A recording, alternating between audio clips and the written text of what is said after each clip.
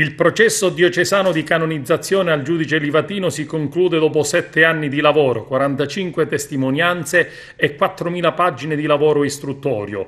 Un compito difficile condotto dal delegato Don Lillo Argento, i cui atti verranno inviati a Roma, alla Congregazione delle Cause dei Santi in Vaticano.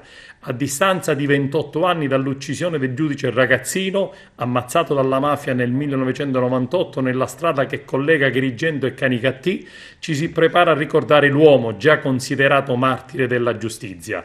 Rosario Livatino venne ucciso a 38 anni in un agguato mafioso la mattina del 21 settembre 1990 sulla statale che ogni mattina percorreva con la sua auto da Canicattì ad Agrigento.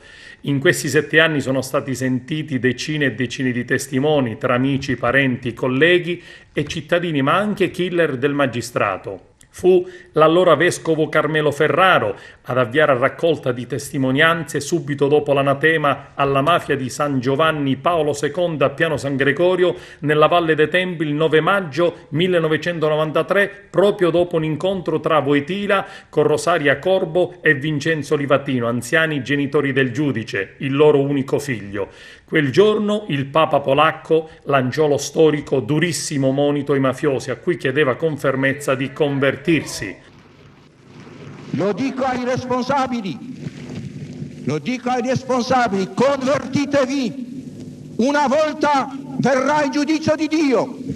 Ed anche l'associazione Tecnopolis, amici del giudice Livatino, esprimono fiducia e gratitudine per la conclusione del processo. Grati a quanti hanno collaborato, mantenendo viva la memoria del giudice, grazie soprattutto ai numerosi incontri pubblici tra i giovani e nelle scuole per risvegliare le coscienze e la conoscenza dell'uomo, esempio di rettitudine, onestà e profonda fede. Fra pochi giorni, infatti, per il suo 28° anniversario, l'Associazione Nazionale Magistrati della provincia di Agrigento, come ogni anno, presenterà un programma ricco di iniziative ed eventi per ricordare la figura di Livatino.